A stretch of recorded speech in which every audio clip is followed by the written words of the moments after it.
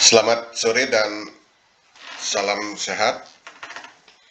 Kita bertemu kembali pada mata kuliah Ekologi Laut Tropis bagi mahasiswa semester 6 Program Studi Manajemen Sumber Daya Perairan. Pada perkuliahan minggu ketiga ini, kita masih melanjutkan pembahasan modul 1 dengan topik konsep ekologi. Sebagaimana telah dijelaskan minggu lalu bahwa modul ini mendefinisikan ekologi dan ekosistem, struktur dan fungsi ekosistem, perubahan ekosistem, habitat, dan relung ekologi.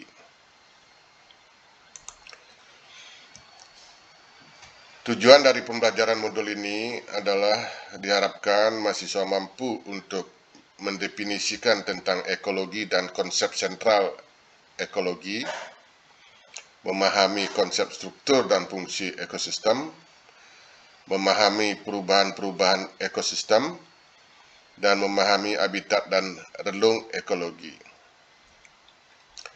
Pembelajaran dalam modul ini dibagi ke dalam 5 bagian, di mana 3 bagian materi sudah kita bahas pada minggu lalu. Pada minggu ini kita akan membahas 2 materi, yaitu materi keempat dan kelima, masing-masing perubahan ekosistem, dan dilanjutkan nanti pembahasan habitat dan relung ekologi.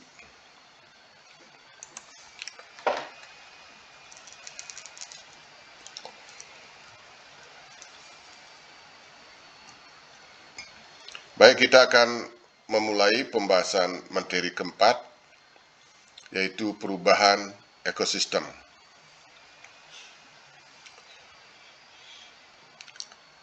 Kalau tidak ada gangguan, ekosistem berada dalam keseimbangan yang dinamis. Artinya, komponen penyusun ekosistem dapat mengalami kenaikan maupun penurunan jumlah populasi, namun dalam komposisi yang proporsional. Proporsional ini artinya kenaikan atau penurunan komponen-komponen, misalnya produsen primer, konsumen primer, sekunder, dan tersier, itu dalam komposisinya yang proporsional. Nah, keseimbangan ini dipelihara melalui 3 mekanisme utama yang menyebabkan terjadinya keseimbangan dalam ekosistem, yaitu dengan cara mengontrol laju aliran energi, mulai dari matahari ya, sampai kepada top di level tropik. Yang kedua adalah mengontrol laju siklus materi, dan ketiga mempertahankan keanekaragaman spesies dan jaringan makanan. Nah, yang ketiga ini cukup penting, yaitu mempertahankan keanekaragaman spesies dan jaringan makanan. Artinya, dengan keanekaragaman jenis dan jaringan makanan yang kompleks ini, jika satu jenis tumbuhan berkurang, maka masih tersedia jenis tumbuhan lain sebagai produsen yang menjadi sumber makanan bagi herbivora. Demikian pula, bila hewan herbivora tertentu jumlahnya berkurang, masih ada jenis herbivora lainnya yang dapat dimakan oleh hewan karnivora. Seterusnya, bila ada jenis karnivora tertentu yang punah, masih ada karnivora lain yang meneruskan perpindahan energi dan zat dalam komunitas tersebut. Itulah pentingnya keanekaragaman dalam konteks kemantapan ekosistem.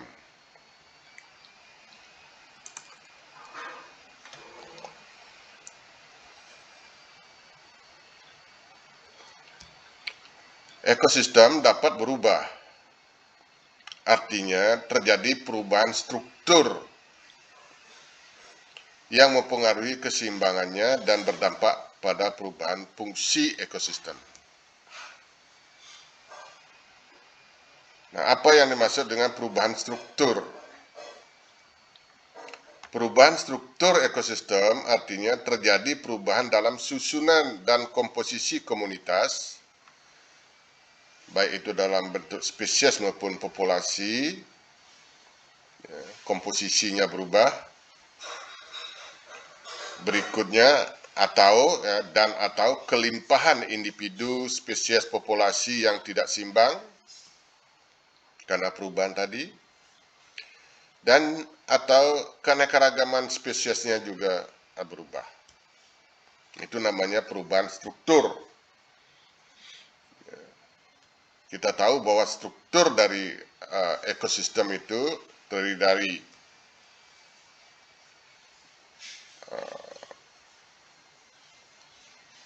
mulai dari produsen primer, kemudian konsumen primer, konsumen tersier, sampai ke top karnivor, masing-masing mempunyai komoditas dengan kelimpahan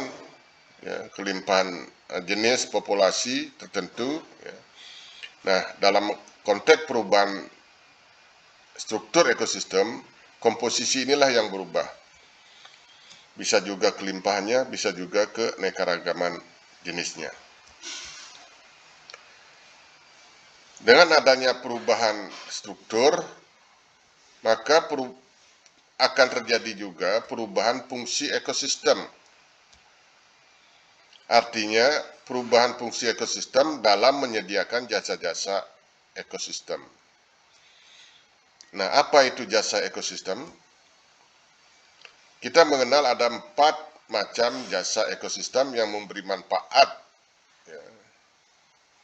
yang dapat dinilai manfaatnya, yaitu jasa penyediaan. Kita tahu bahwa ekosistem menyediakan bahan makanan, misalnya air, sumber daya genetik, dan lain, juga berperan menyediakan jasa pengaturan, misalnya pengaturan iklim, pengaturan kualitas udara, penguraian limbah, pencegahan bencana alam, dan lain-lain. Jasa budaya, seperti estetika, rekreasi, mata pencaharian, dan lain-lain. Dan juga jasa pendukung, yaitu pendukung daur hara, pendukung habitat,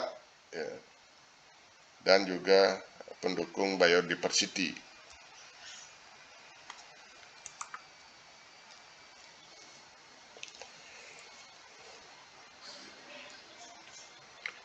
Perubahan ekosistem dapat terjadi karena faktor alam dan faktor manusia.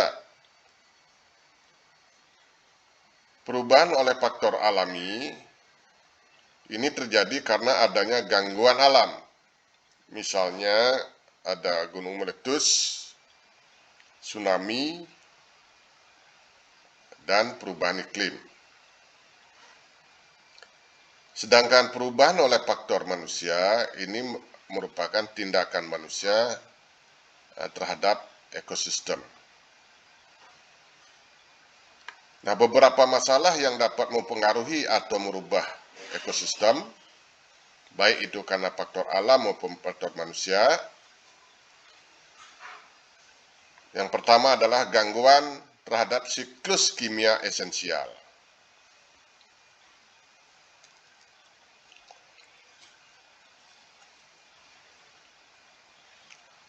Nah, apa itu gangguan terhadap siklus kimia esensial?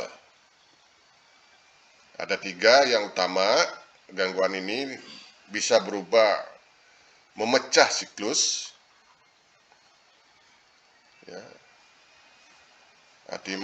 terjadi pemecahan siklus kimia, misalnya pada siklus N terjadi gangguan amonifikasi.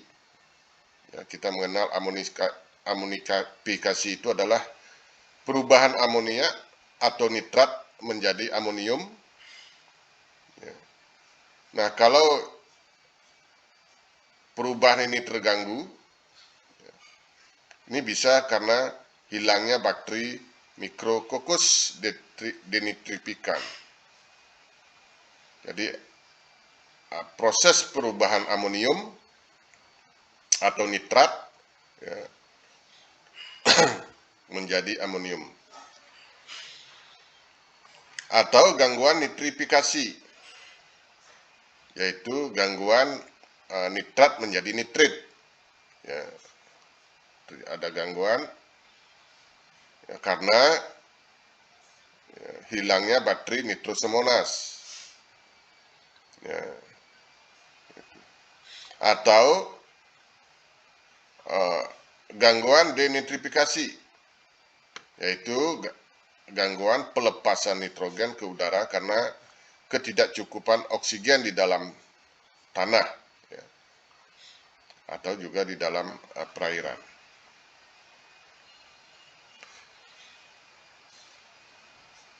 Gangguan berikutnya adalah merubah laju siklus ya, karena masukan berlebih atau berkurang. Misalnya penyuburan perairan berlebih ya, karena masukan hara yang berlebih, sehingga perairan menjadi mengalami eutrofikasi istilahnya. Jadi ada penyuburan berlebih. Atau sebaliknya kekurangan kesuburan karena masukan hara berkurang.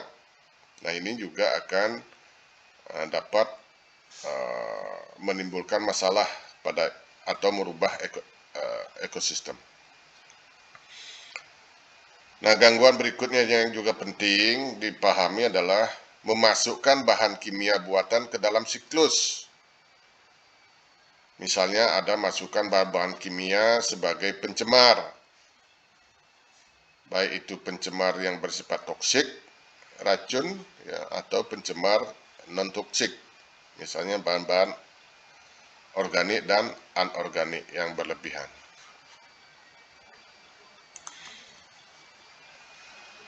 Yang kedua adalah, masalah kedua adalah gangguan aliran energi.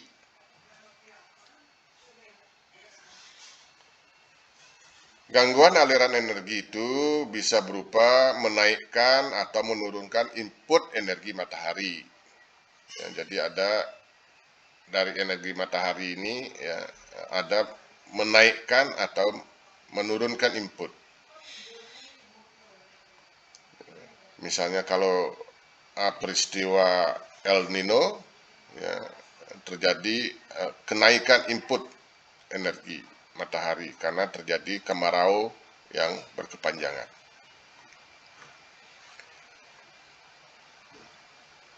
Nah, gangguan ini juga bisa dalam bentuk terbentuknya panas atau entropi ke dalam lingkungan karena terlalu banyak orang menggunakan terlalu banyak energi. Nah, ini ibaratkan kalau mesin mobil ya, ini terjadi pemanasan. Entropi itu adalah ukuran banyak energi atau kalor yang tidak dapat diubah menjadi usaha. Yang ketiga adalah gangguan ekosistem karena menurunnya keanekaragaman spesies dan jaringan makanan. Nah, keanekaragaman jenis atau spesies dan jaringan makanan ini bisa mengalami penurunan. Itu terjadi karena pencemaran toksik, maksudnya bahan-bahan beracun ke dalam ekosistem.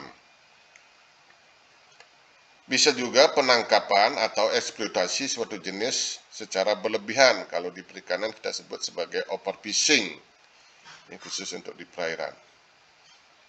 Ini juga sekaligus akan merubah ekosistem karena akan terjadi pengurangan keanekaragaman spesies yang akan juga mempengaruhi jaringan makanan. Nah, bisa juga masuknya predator berlebihan ke suatu ekosistem. Ini akan bisa merubah struktur dari komunitas di dalam ekosistem yang akan mengakibatkan perubahan ekosistem.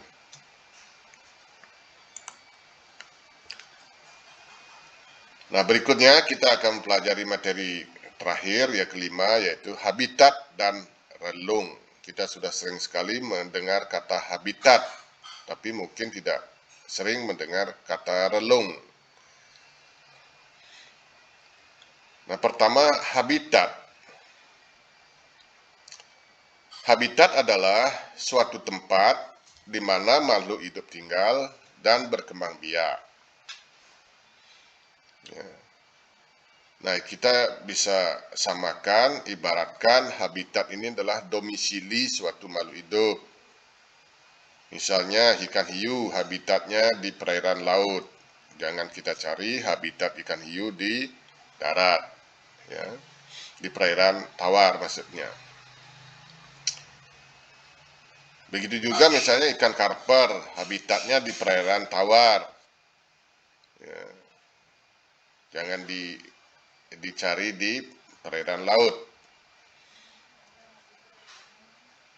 Nah, setiap makhluk hidup menempati habitat sesuai dengan kelayakan tertentu, baik kelayakan batas minimum maupun batas maksimum. Misalnya ikan karper, kenapa dia tidak bisa hidup di laut? Karena dia mempunyai batas kelayakan terhadap misalnya salinitas. Ya.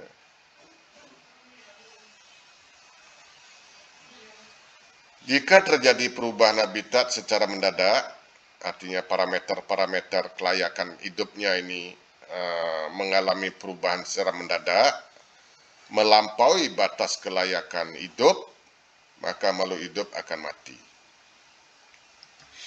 Misalnya ikan kakap, ya, kakap putih yang biasa habitatnya di laut, dan mendadak dipindah ke perairan tawar, pasti akan mati. Ya. Karena ingat bahwa setiap makhluk hidup mempunyai kelayakan batas minimum maupun batas maksimum untuk hidupnya. Namun, bila perubahan habitat ini terjadinya lambat, ya, lambatnya ini berapa batas waktunya ini relatif. Makhluk hidup akan dapat melakukan adaptasi. Jadi perlahan-lahan misalnya suhu naik perlahan-lahan. Ya, salinitas misalnya berubah tapi sangat pelan-pelan. Dalam kondisi perubahan habitat yang lambat ini, makhluk hidup akan melakukan adaptasi. Ya, contoh misalnya ikan kakap putih yang habitatnya di laut, itu dapat diadaptasikan hidup di perairan tawar. Ikan nila ya, yang hidup di perairan tawar, ini dapat diadaptasikan di perairan yang berselit payau atau air asin.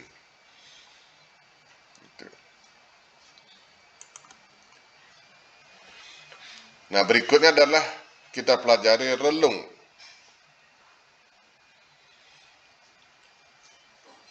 Kalau habitat itu adalah sama dengan domisili, artinya tempat tinggal, maka relung, ya, kita akan membahas tentang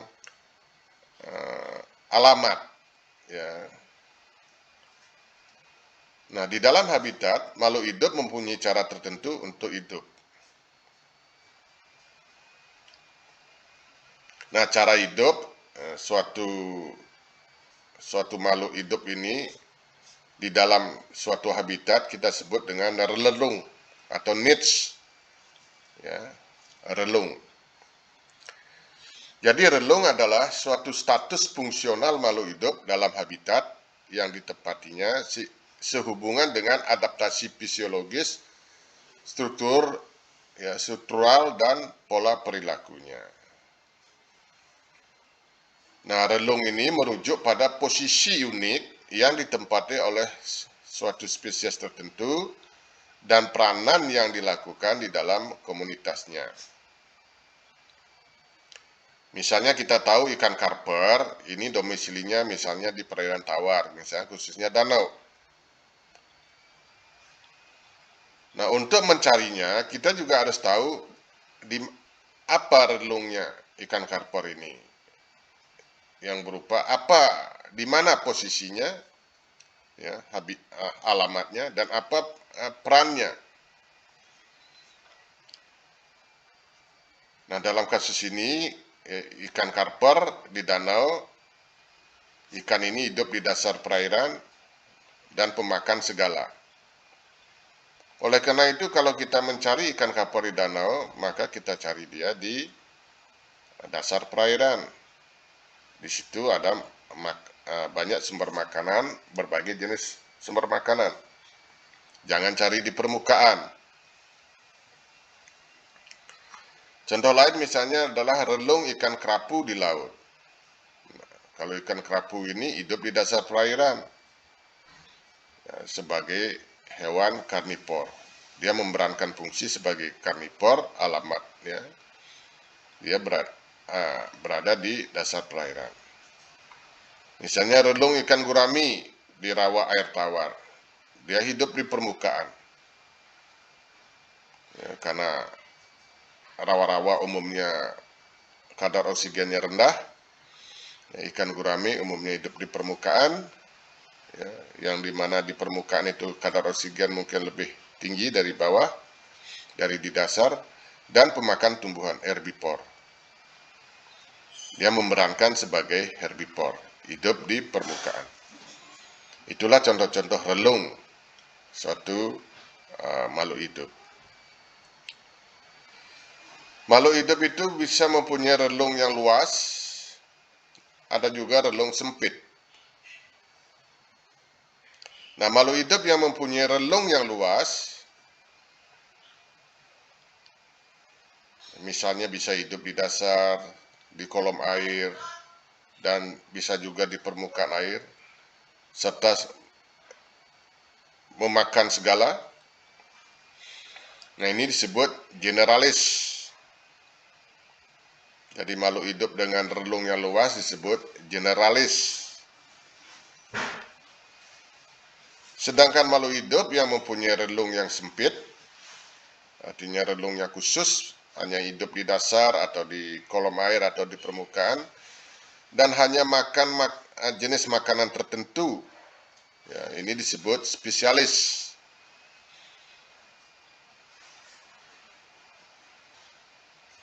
Nah, spesies yang bersifat generalis umumnya mempunyai ketahanan hidup yang lebih tinggi dari spesies spesialis. Karena spesies generalis mempunyai banyak pilihan untuk mempertahankan hidupnya.